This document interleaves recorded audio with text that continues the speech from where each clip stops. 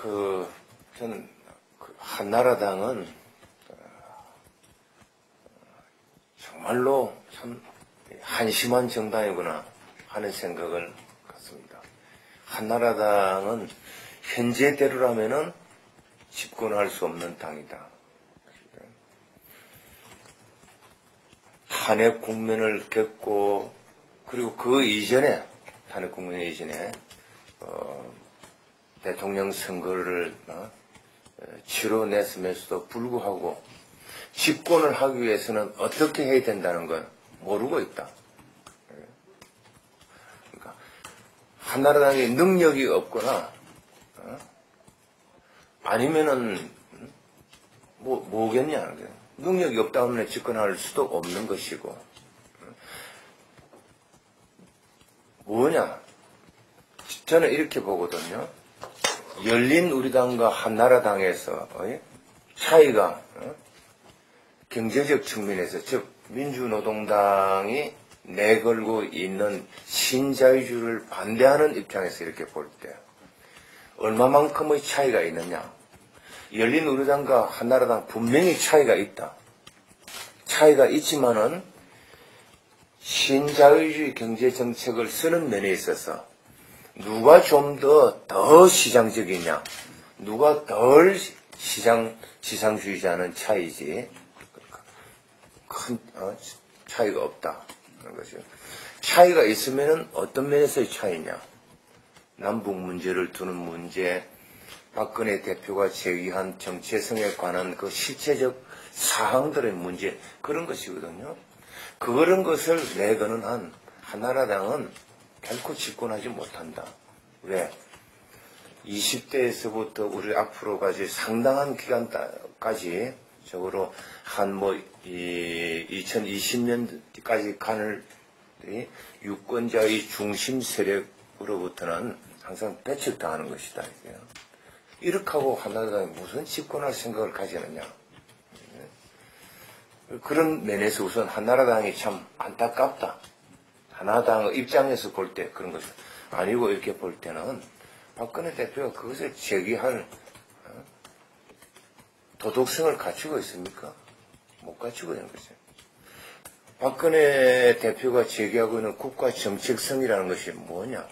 국가 정체성 논의해보자.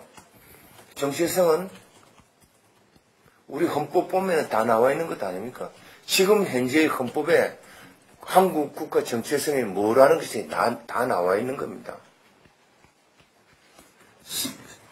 3.1운동 정신, 4.19 혁명, 그걸 이어받는 것이고, 거기에 민족 다단계를 통한 통일, 그 다음에 기회균등, 그런 것들 다 나와 있는 것이고요.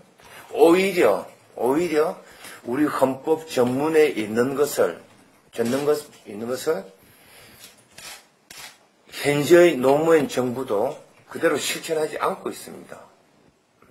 우리 헌법 조항 안에는 유럽의 진보 정당, 좌파 정당들이 실천하고 있는 그 정신을 담고 있는 조항들이 있습니다.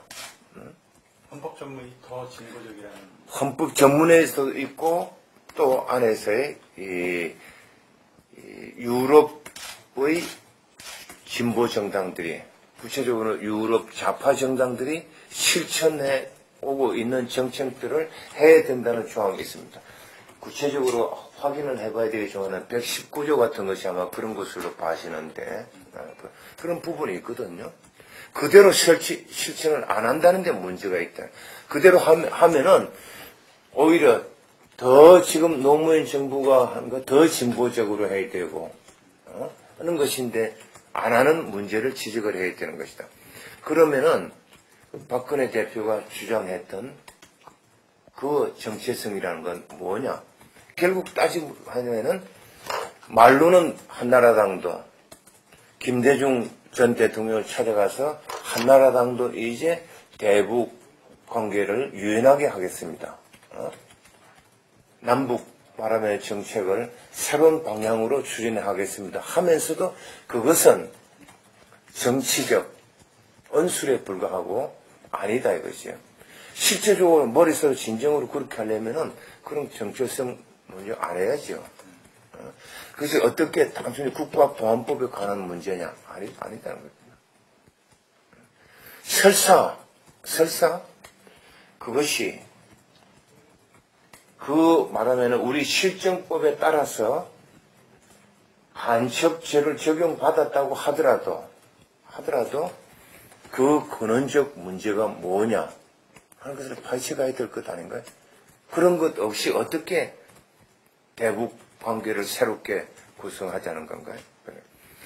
그뿐만 아니라 거기에서 의문사 진상규명위원회가 간첩이라고 어떻게 규정을 할 수 있느냐요. 조작된 간첩이었는데 그렇다고 한다면은 박근혜 대표는 정면으로 과거 국가 공권력을 해서 무고한 사람을 간첩으로 뭔 그 행위를 인정하는 것이다 이거지. 어떻게 민주정당의 대표라고 이야기할 수 있느냐.